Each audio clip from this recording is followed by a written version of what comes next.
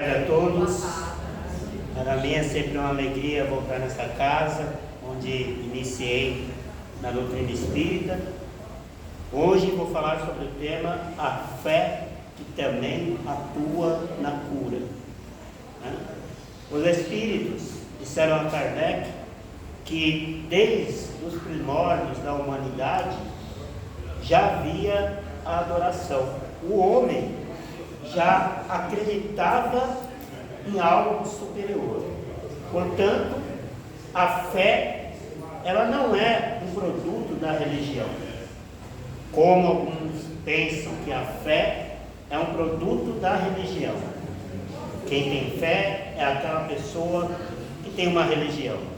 A fé, ela é inata, ou seja, desde que o homem é criado, ele já nasce com a noção de que há um ser superior.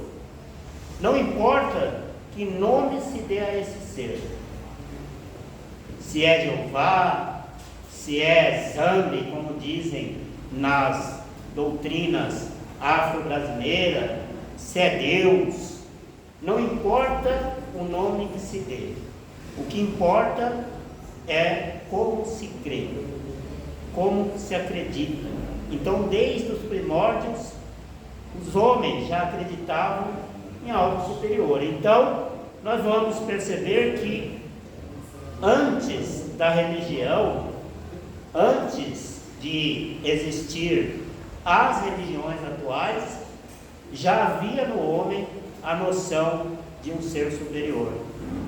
Ele já acreditava que havia um ser acima das coisas. Quando Kardec perguntou aos espíritos onde está escrito a lei de Deus, os espíritos disseram: na vossa consciência.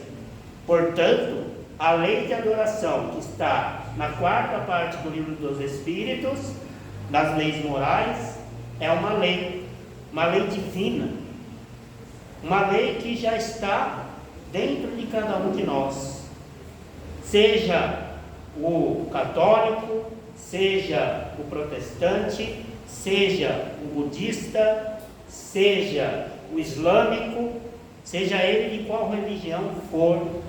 A questão da religiosidade, que ele cultua, vem de muito antes, não de quando ele começou a professar a fé, mas já inatamente, quando ele foi criado, já foi criado com a noção das leis de Deus, portanto, entre elas, a lei de adoração. E nós vamos ver que a fé, ela não se remete apenas a uma determinada cultuação do homem, não se remete a uma imagem apenas, ela não se remete ao homem apenas acender uma vela, a fazer uma oferenda. Vai muito além disso. E não estão errados, porque aquilo, o objeto, a cultura religiosa, acender a vela, se ajoelhar para orar diante de uma imagem, fazer oferendas, já está dentro dessa concepção da lei de adoração, que vai evoluindo conforme também o ser vai evoluindo. Quando Kardec perguntou aos espíritos: para Deus, qual é a melhor religião? Os espíritos responderam: para Deus, a melhor religião é aquela que encaminha o homem ao bom caminho. Ainda quando eu estava aqui nesta casa, uma senhora me perguntou, e eu nunca esqueci dessa pergunta dela. Ela chegou e perguntou: eu posso ir à missa? Porque eu gosto de vir aqui nas palestras, mas eu posso ir à missa? Falei: claro que pode, por que não pode? Mas eu posso acender vela também, quando eu quiser acender uma vela? Te faz bem? A senhora acredita que vai te fazer bem? Então faça. Porque o ato religioso, ele vai mover a fé, ele vai mover esta energia que é a fé, porque a fé é uma energia. que ela é movida de dentro para fora e não de fora para dentro. Então eu disse: acenda a vela, vá à missa, faça aquilo que achar melhor. E dessa forma, nas terapias, eu trabalho da mesma forma. A pessoa chega em depressão, com crises de ansiedade, como um paciente certa vez falou: olha, quando eu faço exercício de respiração, a minha ansiedade não passa. Eu falei: como passa? Quando eu oro. Ele era evangélico, então eu disse: então ore quando você estiver ansioso. E ele dizia que melhorava com a oração, já tendo essa concepção de que o que move a fé nos liga ao sagrado, ao divino, à espiritualidade maior, nos liga com as energias salutares, com os fluidos benéficos. Nós aproveitamos esse ensejo para mover no outro a fé. Então não se pode dizer que aquele que vem à casa espírita, por exemplo, e vai em uma outra determinada religião, que ele esteja errado. Se faz bem a ele entrar dentro de uma igreja e fazer uma oração, que faça. Porque para o espiritismo, todas as denominações religiosas são importantes. Mas aqui nós não vamos discutir a religião, nós vamos discutir a questão da fé. O quanto é importante e o quanto ainda não temos, muitas vezes, aquela fé, que é a fé que Kardec também perguntou aos espíritos, e eles responderam: fé raciocinada é somente aquela que pode encarar a razão frente a frente, em todos os tempos da humanidade, ou em todos os momentos da nossa vida. A nossa vida é cheia de adversidades. As nossas vidas, elas vão ter provas para que nós possamos passar. Prova estas que nós escolhemos. Prova estas que o nosso comportamento, se não nesta, de outras vidas, nós escolhemos.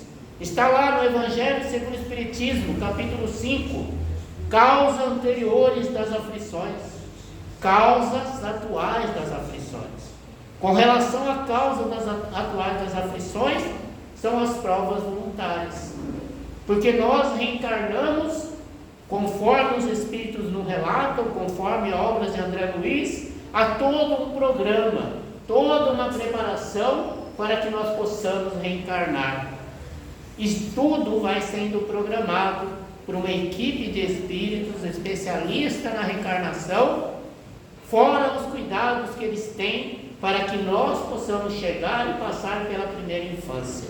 Porque segundo os espíritos, a reencarnação, ela só se conclui somente aos 7 anos, por volta dos 7 anos de idade. E durante todo esse período, uma equipe de espíritos velam por nós, constam nas obras de André Luiz. Então, olha quanto trabalho se dá para que a gente possa estar aqui. Porém, escolhemos provas voluntárias. Muitas vezes não era para ter passado por determinada situação, mas o nosso comportamento, mas as nossas escolhas atuais, nos acaba levando a provas que não precisaríamos passar, dificultando mais ainda o processo reencarnatório. Mas as adversidades da vida, como por exemplo a pandemia, foi uma prova coletiva para a humanidade, em que todos nós, independente de termos pego a doença, independente de termos perdido alguém ou não, passamos por essa fase crítica da humanidade, mas nós pedimos para estar aqui nesse momento. Mas, diante dessas adversidades, o que fazemos? Nos apavoramos. A depressão é o primeiro mal do século. A ansiedade, prima da depressão, é o segundo mal do século que tem afetado milhões de pessoas. Porque não conseguimos viver o aqui e agora. Não conseguimos viver o hoje. Muitas vezes estamos numa palestra como esta, mas estou preocupado lá com a minha casa, com o trabalho que eu vou fazer na empresa amanhã, o que vai ser amanhã na consulta médica, mas não estou aqui na palestra. Porque nós não estamos vivendo o aqui e o agora. E diante das provas, das adversidades que chegam, estamos aqui no momento, daqui a pouco alguém liga e fala: fulano desencarnou, fulano está internado, aconteceu um acidente, alguém caiu. Amanhã chega no emprego, o patrão diz: vou mandar embora. E aí vem o desespero, a desesperança, o pavor, o medo e a fé. Onde que ela fica? Porque diante do medo, diante do pavor, não conseguimos relaxar, nos concentrar e pedir a Deus. A primeira coisa que fazemos é questionar Deus. Meu Deus, e agora? Meu Deus, o que eu faço? Meu Deus, e meu Deus, e meu Deus. Mas a responsabilidade da existência é nossa. A época de Jesus, vamos encontrar símbolos de fé, de pessoas que Jesus disse: a fé havia salvado. Porque não foi o Cristo, propriamente dito, na cruz, como alguns acreditam. O fato dele ter morrido na cruz, o fato de ter crucificado, derramado o seu sangue, nos salvou. Não, esse fato se deu apenas pela crueldade humana, pelo orgulho e pela vaidade dos humanos que estavam achando que estavam perdendo o poder, se sentiram ameaçados e cometeram o crime da crucificação. Jesus sim nos salva e poderá nos salvar através dos seus ensinamentos, pois ele já dizia: o céu e a terra passarão, mas as minhas palavras não passarão. Eu sou o caminho, a verdade e a vida. Ninguém chegará ao Pai se não for através de mim. E quando Jesus diz isso, ele diz: faça como eu, que sou humilde e simples de coração.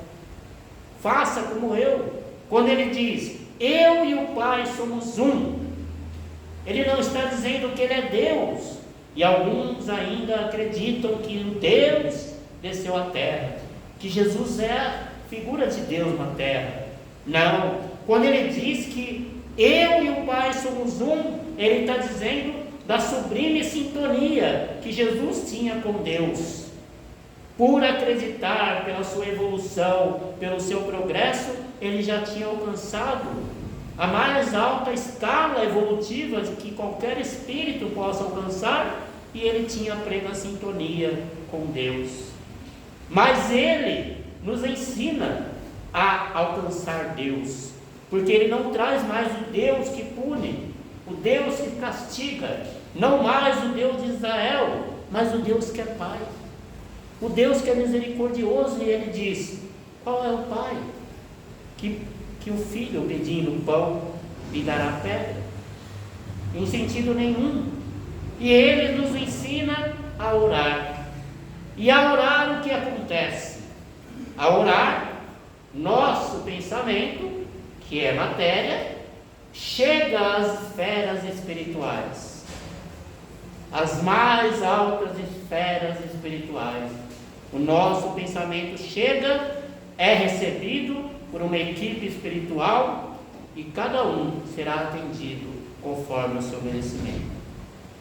Num livro que li há muito tempo, que eu não lembro o autor, mas o nome é bem referente, que é Colônia, Céu Azul, não sei se aqui consta esse livro, eu me lembro muito bem de ter lido a passagem que as orações iam chegando, como se fosse um equipamento de fax, e a equipe ia pegando aquelas orações e distribuindo. Esse caso não, esse caso sim, porque alguns pedem para o time ganhar, outros pedem para ganhar na loteria, mas há aqueles que pedem algo que é necessário atender. Então relata aos espíritos que é uma equipe que recebe as nossas orações. Lá na frente temos uma caixinha de vibração, aonde nós escrevemos pedindo por alguém que desencarnou, alguém que está doente. E como que funciona isso? Eu ponho lá e vai para onde? Vai para a sala de vibração, em que um médium faz a vibração. Mas isso vai para onde? Uma equipe espiritual que já teve relatos de médiuns videntes, que enquanto nós vamos colocando a papeleta, uma equipe vai já pegando a papeleta para atender o caso. Quando adentramos por aquela porta, já estamos sendo atendidos. Nosso saudoso irmão Marcos Toledo, que fundou esta casa, junto com outros irmãos, quando começava o Evangelho, ele diz: agora começa o tratamento na casa espírita. Então estamos sendo todo momento atendido, a todo tempo atendido. E a nossa prece, a nossa oração, sendo matéria, sendo uma energia salutar, que chega até a espiritualidade maior, como uma mensagem também é recebida.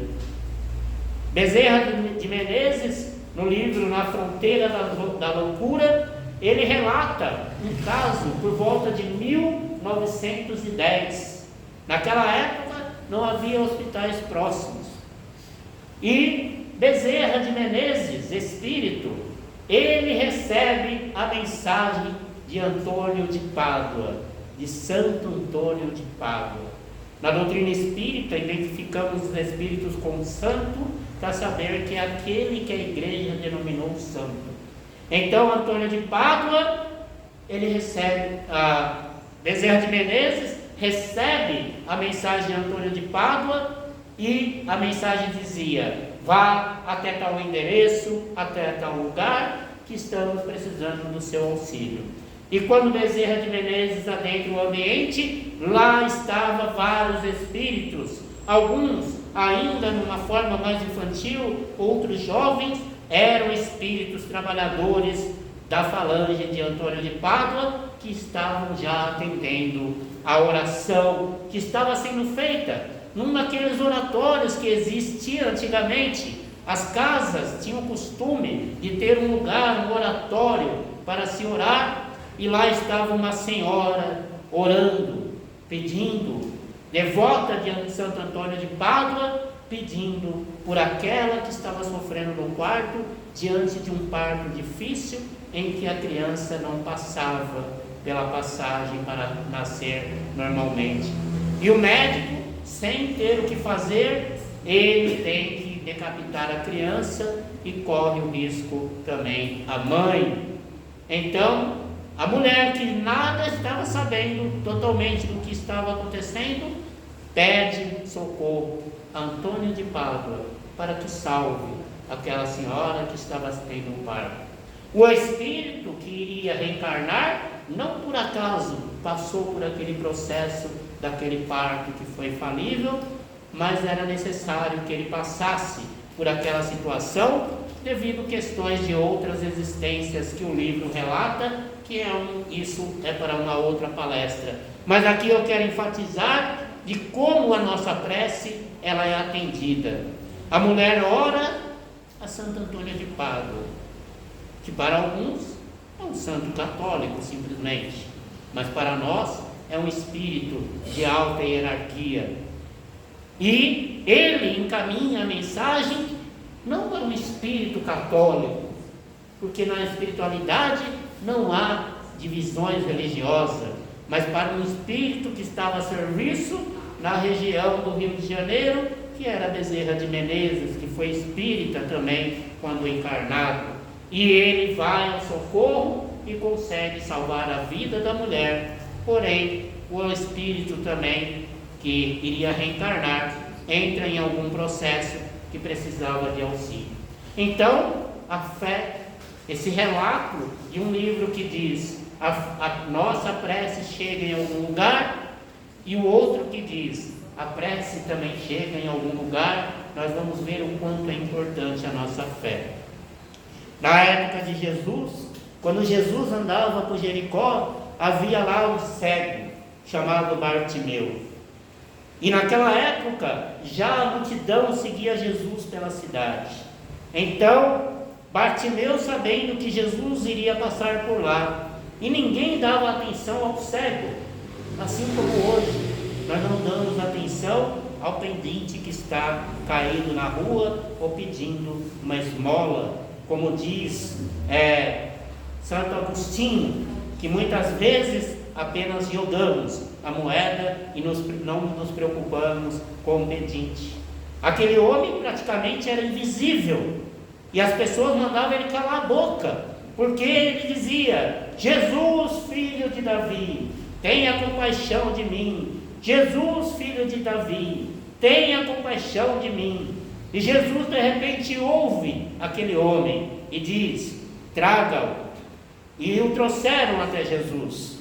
E Jesus pergunta para ele: o que queres que eu te faça?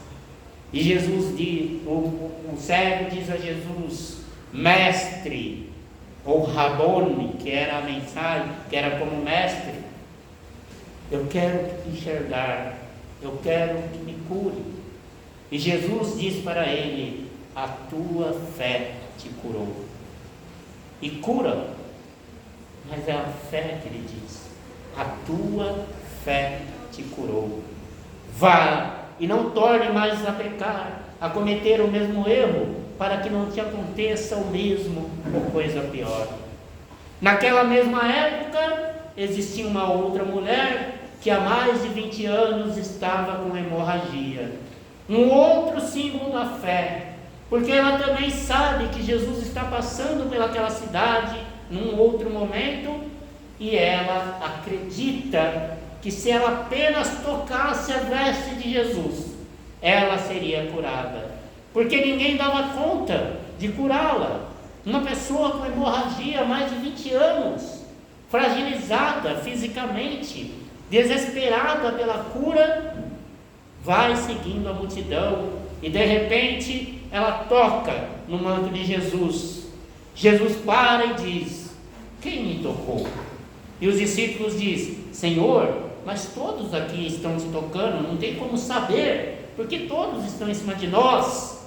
Jesus diz: não, foi diferente, porque de mim fluiu algo.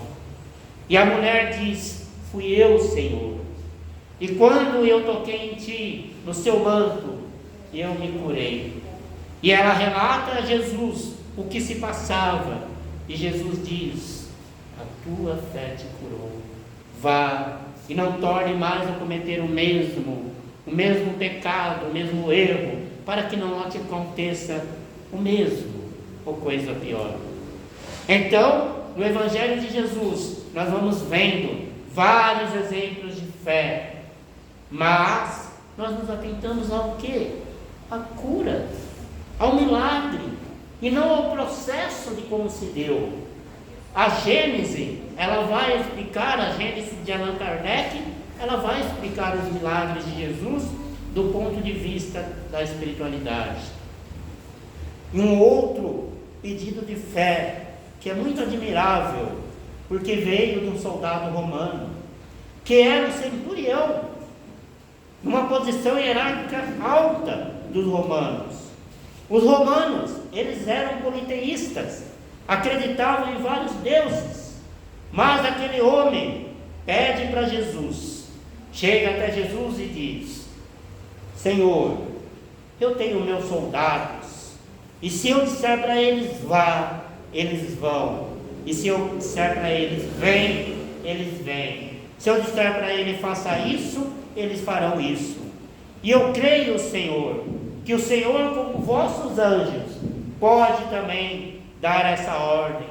Eu tenho um servo que eu amo muito, que está comigo há muito tempo, e ele está doente. Eu não sou digno que entre em minha casa, mas acredito que se o Senhor disser que ele estará curado, ele estará curado. E Jesus diz para os discípulos: até hoje não vi tamanha fé em toda a Israel. E diz ao homem: vá, a tua fé o curou. E dali a pouco, um outro servo vem gritando: Senhor, Senhor, o vosso servo está curado. Olha como a fé, ela não tem barreiras, como a fé tem a possibilidade. Às vezes, alguém está doente, no leito do hospital, em sua casa, ou está distante, em outro estado, e as pessoas se apavoram, ao invés de orar, ao invés de pedir. Eu, no começo da doutrina, lá atrás, quando a internet, que eu tive acesso aos primeiros contatos com a internet, não existia Facebook, não existia WhatsApp, existia uma sala de bate-papo. E lá tinha uma sala de bate-papo dos religiosos, dos espíritas, do católico. E eu entrava com o codinome, O Consolador, que era para chamar a atenção, com a intuição de orientar as pessoas que ali estavam. Que assim como aqui na casa espírita, há pessoas que talvez venham pela primeira vez, que nunca entraram dentro de uma casa espírita, na sala de bate-papo era a mesma coisa. E um rapaz começa a falar comigo: minha irmã está tomando diversas medicações psiquiátricas há muitos anos, e eu estou querendo ajudá-la, porque ela estava noiva, e o noivo morreu logo após a primeira semana do casamento, e ela se desesperou. Então eu disse: me passe o seu nome, o endereço dela, o nome dela, o seu nome, que eu vou colocar na caixinha de vibração na casa espírita, aqui mesmo. E eu coloquei o nome dela naquela caixinha de vibração, e pedi, e deixei. Não procurei saber mais, porque não entrava com frequência. E um dia, entrando na sala, aparece aquele rapaz de novo. E eu orientei: olhe, procure uma casa espírita, veja aí na Federação Espírita do Rio Grande do Sul. Ele estava no Rio Grande do Sul. E eu orientei: procure uma casa espírita, peça ajuda. E outras vezes eu perguntava para ele: encontrou? Já foi? Ainda não. Estamos pedindo por vocês. E um dia ele entra e diz: olha, já estamos indo à casa espírita já há algum tempo, mas já faz algum tempo que a minha irmã melhorou. O médico tirou metade da medicação e hoje ela já vai bem. Estamos frequentando a palestra. Então não tem barreiras, não tem meios, existe somente os fins para que nós possamos alcançar aquilo que merecemos. Então a fé, ela não é algo propriamente religioso somente, é algo que nos auxilia, algo que nos ajuda. E qual é o modo de orar? Qualquer um. Ore como quiser, peça como quiser. Está no Evangelho segundo o Espiritismo, se eu não me engano, capítulo 3, modo de orar. A oração é aquela que vem de dentro para fora, é aquela que move a fé. Não importa onde se ora, não importa como se ora, a mensagem vem. E às vezes vem por meios que nós nem esperamos. Estava eu numa festa de crianças certa vez, e uma senhora que eu sabia ser evangélica chegou até mim e disse: o irmão me permite dar uma palavra, porque eu estou sentindo que Deus quer falar contigo. Eu falei: pois não, senhora, pode falar. E ela falou: Deus está mandando dizer para o irmão para que não se desespere, porque o que é seu não faltará. Eu estava preocupado, porque estávamos no começo da pandemia, tinha acabado de fazer a transição de uma profissão para outra, e estava preocupado realmente, só que ela não sabia que eu estava preocupado, e realmente não faltou. Foi cumprida a palavra, ou atendido o meu pedido. Senhor, não me deixe faltar nada, que eu possa conseguir vencer, que eu possa em minhas preces pedindo, que eu dê conta, que dê tudo certo. E deu, porque não precisa, os meios são vários. Emmanuel, em um dos seus livros da série Fonte Viva, numa mensagem muito bela, que eu não me lembro o capítulo agora, ele diz: muitas vezes clamamos pela cura, pela misericórdia de Deus, E muitas vezes a cura está na ponta do bisturi do médico. Porque nós nos apavoramos diante de um diagnóstico, diante de uma cirurgia que vamos fazer, diante de uma enfermidade que estamos passando. Ficamos desalentados, perdemos a fé. Não perdemos, ela está aqui dentro. Mas as pessoas pensam assim: perdi a minha fé, estou desesperançado, e muitas vezes buscam um meio triste, como suicídio, como busca para uma saída, sabendo-se que a fé, esta fé que Jesus diz que poderá mudar os montes daqui para lá, se ela for do tamanho de um grão de mostarda. Os montes são apenas as adversidades da vida, figurativamente, são as dificuldades que nós passamos. Mas Jesus nos relata uma outra situação, quando ele cura os 10 leprosos, que chega até ele, e ele cura os 10. Mas um tempo depois, um daqueles 10 voltou para agradecer, porque era comum naquela época. E Jesus perguntou: mas eu não curei 10? E só voltou um? O que aconteceu com os outros?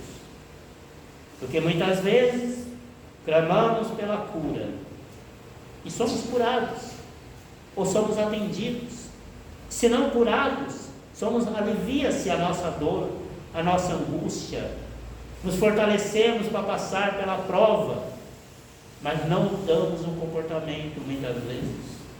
Voltamos a fazer talvez coisas piores.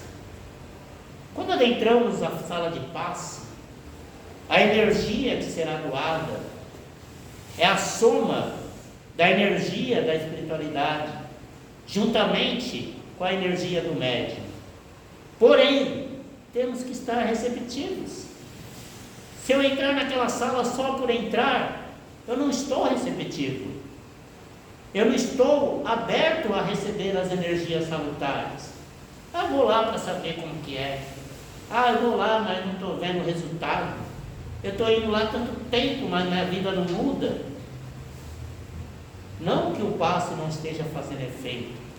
Muitas vezes somos nós que precisamos mudar. Precisamos acreditar mais.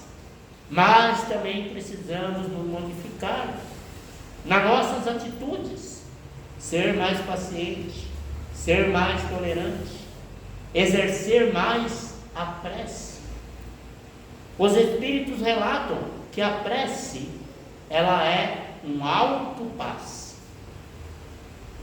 Precisamos dos médiuns, porque nós não acreditamos no alto passe ainda.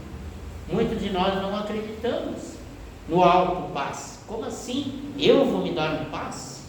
Mas pensa, do ponto de vista dessa fé raciocinada, que os Espíritos dizem a Kardec, que a fé raciocinada é somente aquela que pode encarar a razão face a face. Se nós, ao orarmos, alcançamos as esferas superiores e o nosso pensamento se liga às esferas superiores e às energias salutares, por que a prece não pode ser o alto passe? Não que eu não precise. Nós precisamos da religião, do ponto de vista que a religião nos fortalece. A religião faz com que eu tenha mais ânimo, que eu consiga ter mais força. Este é o papel da religião na terra, não aqueles que os falsos profetas anunciados por Jesus têm feito. A barganha com Deus. Deus não barganha com ninguém, porque Ele não precisa barganhar com Deus. A gente não precisa, e Ele não precisa que nós barganhamos com Ele, porque Ele é a inteligência suprema, Ele é a causa primária de todas as coisas. Porque tem gente que diz: Senhor, faça isso que eu farei aquilo, Senhor, me dá isso que eu farei tal coisa. Mas nós modificamos interiormente, e com isso a nossa fé vai sendo abalada. Com isso a nossa fé vai sendo desestruturado. Porém, a gente precisa, a cada tempo, reforçar esta fé. E quando entramos dentro da sala do passe e não temos a fé de que serei atendido, de que serei aliviado, porque será que Jesus curou a todos que chegaram até Ele? Será que Jesus saiu curando cegos e leprosos por toda parte e não houve mais doença? E os karmas, ou as provas que temos que passar, aquilo que temos que resgatar diante da nossa existência, todos nós temos algo a resgatar. Todos nós voltaremos às esferas espirituais, à pátria espiritual, de alguma maneira. E se for por uma doença, terá que ser por uma doença. Se for por uma tragédia, terá que ser por uma tragédia.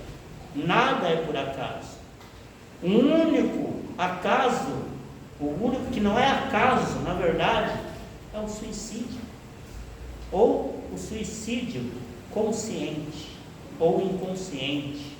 Aquele que o médico diz: fulano, pare de fumar, porque senão você vai morrer. Fulano, cuide da sua alimentação, porque a sua diabetes está muito alta e você pode vir a perder a visão, a ficar debilitado. Mas nós não escutamos, não mudamos a atitude, não mudamos o comportamento. E aí vem as consequências, as provas voluntárias. E André Luiz vai dizer que a maioria de nós encarnados na Terra voltamos antes, não como um suicídio, mas voltamos antes do programado, por conta da nossa falta de cuidado com este corpo que nos é emprestado. Voltamos sem cumprir parte do programa. E os Espíritos dizem que Deus só dá a prova à medida que os Espíritos podem suportar. Mas se eu escolho outros caminhos, como provas voluntárias, essas provas ainda se tornam mais difíceis para mim. Então nós temos que modificar a nossa atitude. Ainda existe sofrimento na Terra devido ao orgulho, à vaidade, o egoísmo. Essa semana mesmo explodiu mais uma guerra, mais pessoas mortas. Por quê? Egoísmo, orgulho, vaidade.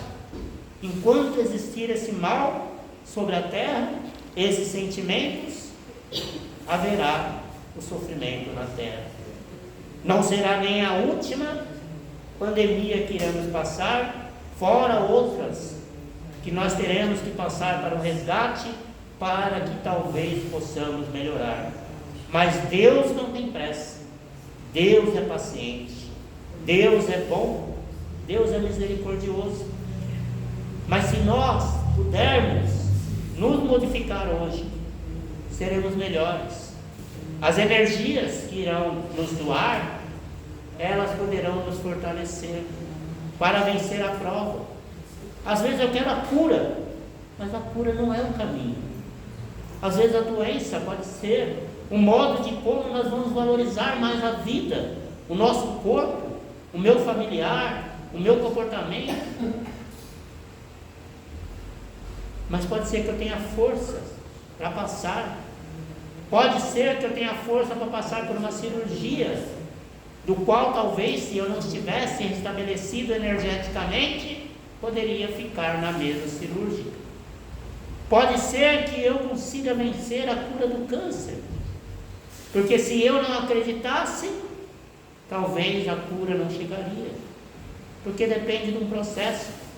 Uma pesquisa realizada há muito tempo lá atrás perguntou para aqueles que estavam passando por um processo de tratamento. A pergunta era: você acredita em algo superior? Parte disse sim, parte disse não. A parte que disse sim foi a parte que mais aderiu ao tratamento. Aqueles que disseram sim, eu acredito numa força superior, foram aqueles que mais aderiram no tratamento. foram a porcentagem daqueles que mais foram curados e evoluíram. Aqueles que disseram não foram os que menos aderiram ao tratamento e os que menos foram curados. Então nós vamos ver como a fé, ela vai agindo na nossa vida, no nosso aspecto psicológico também, e o quanto ela é a importância dela pelo processo de cura, não só cura do corpo, mas cura da mente, cura do próprio espírito, que já vem adoecido de outras épocas, de outras reencarnações. É nesse fator que nós vamos ver nesse processo de cura. Deus não cura por atacado, e também tem que ser o nosso merecimento. Então, nós vamos lembrar do convite de Jesus, que diz: batei a porta e ela vos será aberta, buscai e achareis, pedis e obtereis. Quando? Ele não disse. Ele disse que nós batêssemos, que nós buscássemos, que nós pedíssemos, mas ele não disse quando seríamos atendidos. Porque assim como a ansiedade toma conta da população, nós ficamos na ânsia da cura, do milagre, que Deus me atenda, que eu consiga falar com o parente que desencarnou na próxima psicografia, como será que ele está? E outro dia disse a uma senhora espírita: você sabe como ele está? Variavelmente todos nós sabemos, porque se nós acreditamos em Jesus, e Jesus diz: ninguém ficará desamparado, nenhuma ovelha se perderá do meu rebanho. Então todos são atendidos. Então vamos lembrar do convite de Jesus, que diz: vinde a mim, todos vós que estáis cansados e sobrecarregados, pois eu vos aliviarei. Mas seja como eu, que sou simples e humilde de coração, pois o meu fardo é leve, e o meu fardo é leve, o meu jugo é seguro. Que a paz e o amor de Jesus esteja em nossos corações. Nós agradecemos, Senhor, por esta tarde de hoje, por termos o bom ânimo de estarmos aqui, por estas portas que se abrem para nos atender, pelos seus benfeitores espirituais, pelos trabalhadores encarnados, e pedimos que fortaleça cada um de nós, Senhor, nesta jornada terrena. Que o Senhor tenha misericórdia daqueles que estão debaixo das marquises nesse dia chuvoso, daqueles que estão nos leitos do hospital, no leito de suas casas, daqueles, Senhor, que estão nas grandes mansões, mas com vazio existencial dentro de si mesmo, daqueles que idealizam o suicídio ou que já o cometeram. Que o Senhor tenha misericórdia dele e que possa um bom Espírito socorrê-lo, em nome de Jesus. E pedimos, Senhor, por aqueles que estão nos nossos lares, seja o parente mais difícil, seja aquele mais distante, seja também aqueles entes queridos, Senhor, que já partiram para a vida maior. Que o Senhor acolha cada um, e que o vosso amor esteja no coração, tanto daqueles que estão nas trevas, como daqueles que já caminham para a luz. Que assim seja, graças a Deus. Muito obrigado a todos.